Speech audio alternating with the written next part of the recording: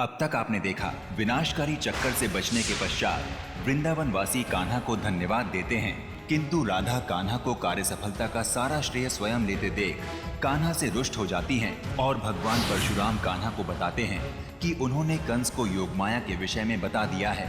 मैंने योग माया का सत्य कंस को बता दिया है। दूसरी ओर कंस कागासुर को भूतकाल में भेज योग माया का पता लगाने को कहता है और वृंदावन में नंद तथा यशोदा कंस के अत्याचारों से दुखी हो गांव छोड़ने का निर्णय करते हैं, किंतु कान्हा उन्हें अपनी कुलदेवी योगमाया के दर्शन हेतु खत्री पर्वत जाने के लिए मना लेते हैं।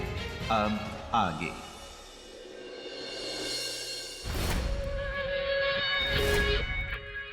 खत्री पर्वत। वो देवी मुझे मृत्यु की चेतावनी देकर मुझसे छिपकर खत्री पर्वत पर रहती है। ये वही देवी है ना जो उन ब्रिजवासियों की कुल देवी भी है? हाँ भगवान, उन ब्रिजवासियों की रक्षा के लिए उस विष्णु के कहने पर योग माया ने किसी के गर्भ से जन्म लिया है। किसके किसके गर्भ से? ये तो नहीं पता भगवान, किंतु वो छलिया विष्णु कह रहा था कि योग माया ने जिसके गर्भ से जन्म लिया है उसका अवतार भी उसी मैया के आंचल तले ही पल रहा है। अर्थात भगवान, वो परशुराम सत्य कह रहा था। वो योग माया जानती है कि विष्णु का वो पूर्ण अवतार, वो बालक कहां है। ओ क्षीर सागर में सोने वाले, सुसुप्तावस्था से उठ, बचा सकता है तो बचा ले स्वयं को। तुझ तक पहुंचने का मार्ग ढूंढ लिया है मैंने। अब वो माया, तेरी योग माया बताएगी मुझे तेरा सत्य। सत्य माता योग माया की, कुलदेवी योग माया माता की, कुलदेवी योग माया माता की, कुलदेवी योग माया माता की। इस बार कोई चूक नहीं होनी चाहिए। प्रलभ जानूड़ा, खत्री पर्वत मैं स्वयं जाऊंगा।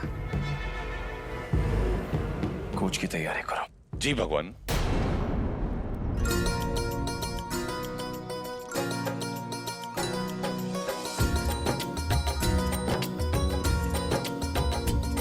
चले हैं योग माता के दरबार के संकट दूर होंगे।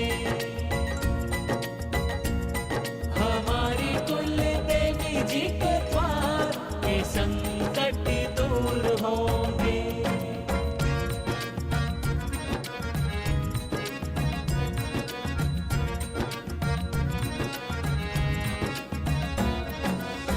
रक्षक है मैया जो हमारी, भक्त है हम ब्रजवासी,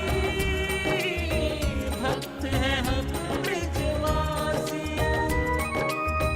आज चले हैं आतुर नैना, दर्शन के अभिलाषी, दर्शन के अभिलाषी। उठाए मैया कष्टों का भार के संकट दूर होंगे। चले हैं योग माता के दरबार के संकट दूर होंगे। योग बनाया ऐसा प्रभु ने, स्वयं चले माँ द्वारे, स्वयं चले माँ द्वारे। दर्शन करेंगे भक्तों के संग, जगत के पालनहारे, जगत के पालनहारे। है लीला तेरी अपरंपार के संकट दूर होंगे।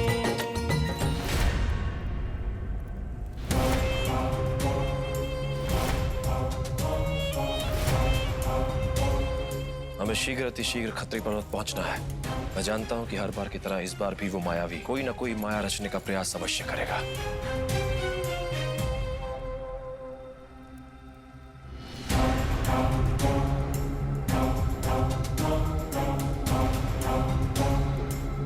किंतु नारायण, इस बार विजय तेरी नहीं, भगवान कंस की होगी। मैं तेरे अवतार उस बालक तक पहुंच कर ही रहूंगा। चलो।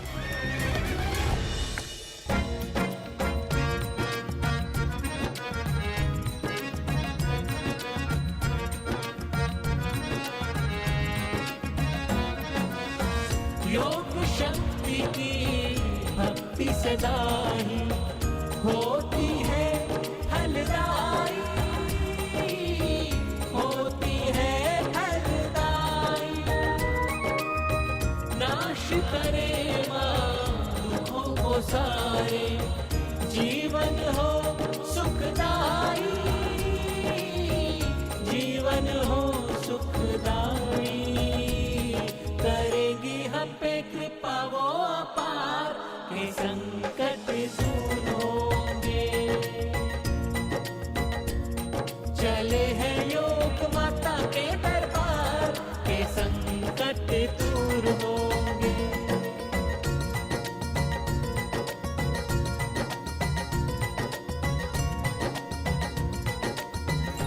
दाऊ, हमें अति शीघ्र ही खत्री पर्वत पहुंचना होगा, और चाहे कुछ भी हो जाए हमें इस जत्थे को मार्ग में रुकने नहीं देना है। दाऊ कान्हा, ये तुम क्या कह रहे हो? इतना लंबा मार्ग है, यदि कुछ नहीं तो हमें भोजन के लिए तो रुकना ही होगा ना कान्हा, क्योंकि भूखे पेट तो भजन भी नहीं होता है। दाऊ, यही तो मैं आपको समझाने का प्रयास कर रहा हूँ। यदि किसी भी कारण से हमने विश्राम करने का प्रयास किया तो कंस हमसे पहले खत्री पर्वत पहुंच जाएगा। दाऊ, यदि कंस हमसे पहले खत्री पर्वत पहुंच गया तो देवी योग माया का जीवन संकट में आ जाएगा। देवी योग माता पर संकट? किंतु कान्हा, हम तो अपना संकट दूर करने के लिए कुल देवी के पास जा रहे हैं ना। दाऊ, लगता है दामू काका की संगति में रह रहकर आपको भी भूल बुद्धि का रोग लग गया है। मैंने आपको बताया तो था कंस के संकट के बारे में। हाँ, स्मरण आया। तुम्हें इस बारे में भगवान परशुराम ने बताया था। किंतु कान्हा, मुझे ये समझ में नहीं आ रहा है कि कंस हमारी कुल देवी का हरण क्यों करना चाहता है। दाऊ, कंस एक अधर्मी है, और जब तक वह कोई अधर्म नहीं करता है उसका भोजन पचता नहीं है। दाऊ, कारण जो भी हो, किंतु सत्य तो यही है ना, यदि कंस हमसे पहले खत्री पर्वत पहुंच गया तो अनर्थ हो जाएगा। इसलिए मैं समझ गया कान्हा, चाहे मुझे कितनी भी तीव्र भूख क्यों न लगे, किंतु यह जत्था तब तक नहीं विश्राम करेगा जब तक हम खत्री पर्वत पर पहुंच नहीं जाते। ग्वाले, तुम दाऊ से इतने धीमे सुर में क्या बातें कर रहे हो? बातें? गोपी, तुम्हारे बिना हम क्या बातें करेंगे?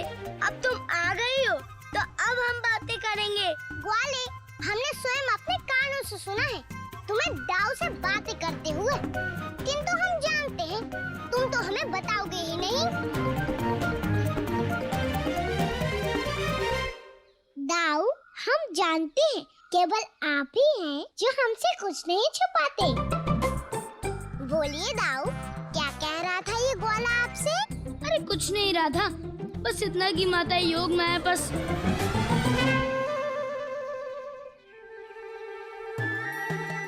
ग्वाले, यदि कोई बात ही नहीं थी तो तुमने दाऊ को चुप रहने का संकेत क्यों किया? गोपी, तुम्हें भ्रम हुआ है। मैं तो दाऊ से यह पूछ रहा था कि मेरे हाथों में माखन तो नहीं लगा। ग्वाले, हम सब समझते हैं। दाऊ, आप किस संकट की बात कर रहे थे? किस पर संकट आया है? राधा, अभी तो मुझ पर ही संकट आया हुआ है। मैं ऐसा करता हूँ, पहले अपना संकट दूर करके आ जाता हूँ। दाऊ सुनो तो दाऊ। वाले, तुमने हमें वचन दिया था कि तुम अब से हमें सब कुछ सच-सच बताओगे। तो बोलो, इस यात्रा के पीछे तुम्हारा उद्देश्य क्या है ग्वाले? उद्देश्य? गोपी मैया कहती है जीवन का उद्देश्य जानने के लिए अभी हम बहुत छोटे हैं। मैं कार्य करता हूँ, इसका उत्तर बाबा से पूछ के आता हूँ। ठीक है गोपी? ग्वाले, तुम कितना भी प्रयास कर लो ग्वाले, किंतु हम राधा हैं। तुम्हारी इस यात्रा का उद्देश्य हम जानकर ही रहेंगे, जानकर रहेंगे, जानकर रहेंगे। नारायण नारायण, क्षमा चाहता हूँ प्रभु, किंतु ये उचित नहीं है। जब नंदलाल ने देवी राधा को सब कुछ बताने का वचन दिया है, तो उन्हें देवी राधा से कुछ भी छुपाना नहीं चाहिए प्रभु। आप सत्य कह रहे हैं देव ऋषि, प्रेम में कोई भेद नहीं होता, किंतु आपके प्रभु मायापति हैं। वे अपने सत्य मुझसे भी छुपा लेते हैं, वचन देने के पश्चात भी। देवी, आज तक कभी ऐसा हुआ है कि हमने आपको वचन दिया हो और उसे पूर्ण न किया हो? प्रभु, तो कान्हा राधा को सारा सत्य बता क्यों नहीं देते? देवी, कान्हा राधा को सत्य अवश्य बताएंगे, किंतु समय आने पर, क्योंकि यदि समय से पूर्व कान्हा ने राधा को सत्य बता दिया तो घटनाएं अपने नियमित कर्म से नहीं घटेंगी और इससे संसार की नियति भी प्रभावित होगी। प्रभु, आप चाहे कुछ भी कहें, किंतु राधा कान्हा से सत्य जानकर ही रहेंगे। नारायण नारायण प्रभु।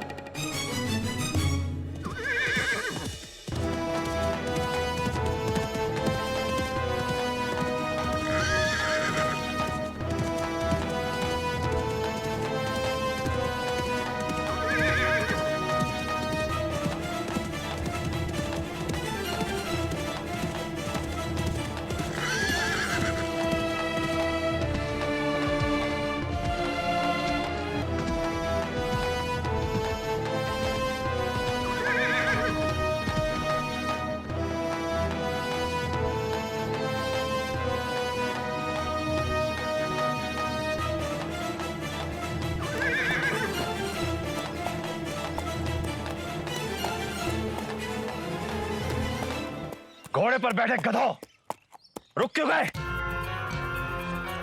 शीघ्रता करो, सूर्यास्त से पूर्व हमें खत्री पर्वत पहुंचना है। अब क्षमा करें तो कुछ कहूं। पास में ही मीठे जल का झरना है। मेरे कहने का अर्थ यह है कि आपको भी तो प्यास लगी होगी ना। आप कहें तो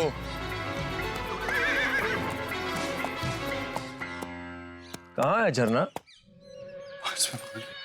बहुत प्यास लगी है। क्या चाहते हो? हम यहां जल पीते रहे और वो छलिया उस योग माया को बचाकर कहीं और ले जाए? मात्र जल के कारण मैं अपने परम शत्रु विष्णु के उस अवतार को ऐसे ही जाने नहीं दूंगा। खत्री पर्वत पहुंचने से पूर्व किसी ने भी किसी भी कारण कहीं भी रुकने की बात की तो उसकी सांसें रोक दूंगा। चलो।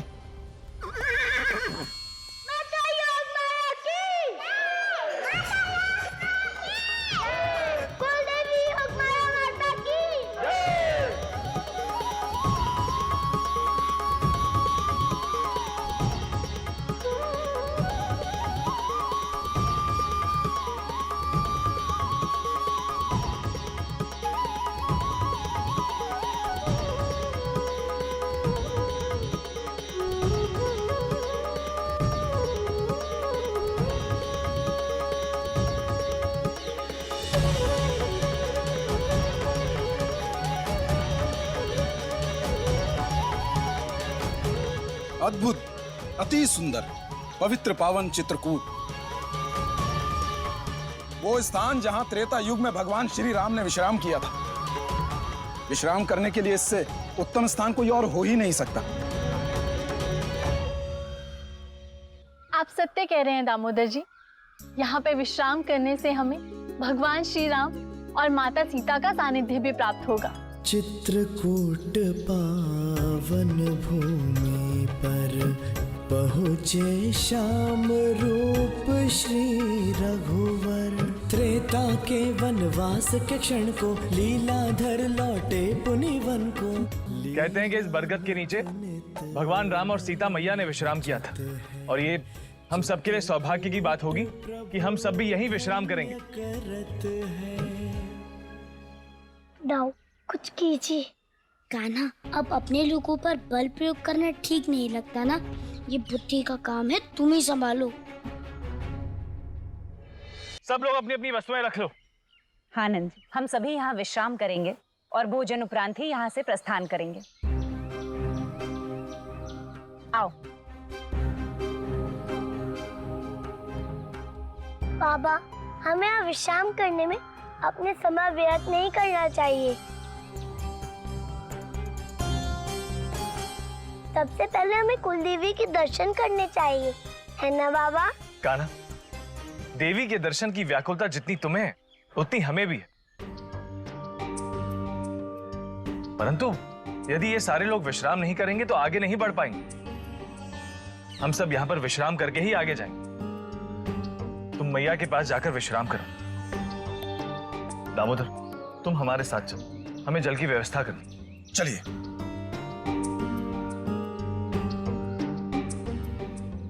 सबके सब तो यही विश्राम करने लगे, तो अब मैं क्या करूं? यदि कंस हमसे पहले खत्री पर्वत पहुंच गया तो योग माया माता संकट में पड़ जाएंगी।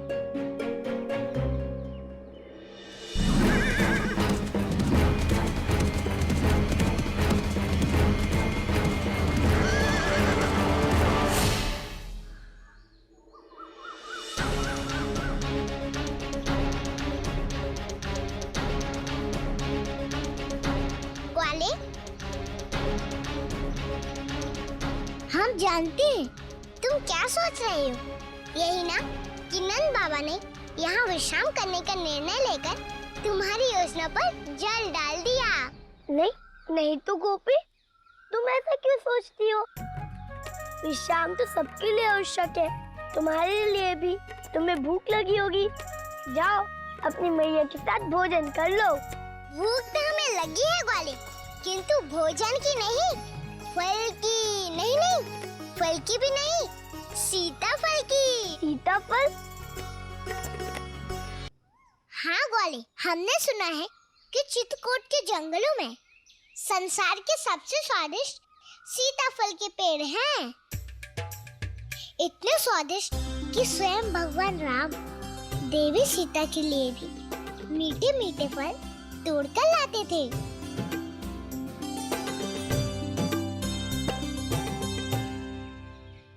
गोपी, मुझे यह समझ में नहीं आ रहा, यह सब तुम मुझे क्यों बता रही हो? वो इसलिए ग्वाले, क्योंकि आज भगवान श्री राम का कार्य तुम करोगे।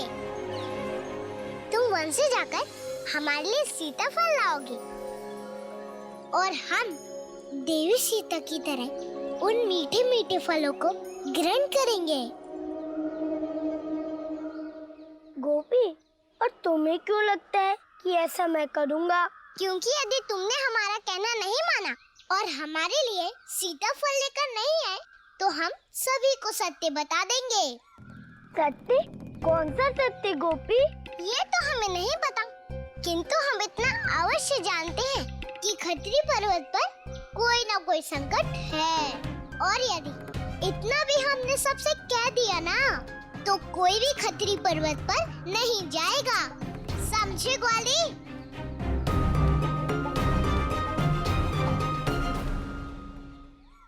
ग्वाली, क्या सोच रहे हो?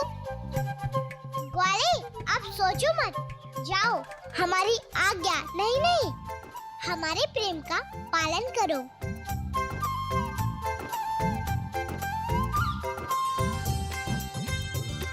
किंतु हमने तो देवी सीता को देखा नहीं।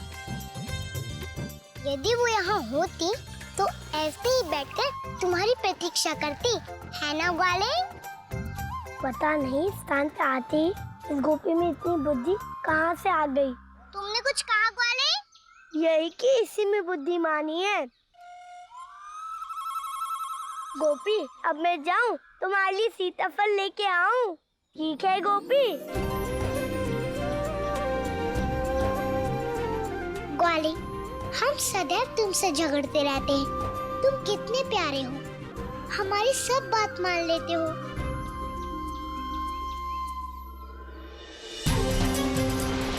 अब उस योग माया को मुझसे कोई नहीं बचा सकता।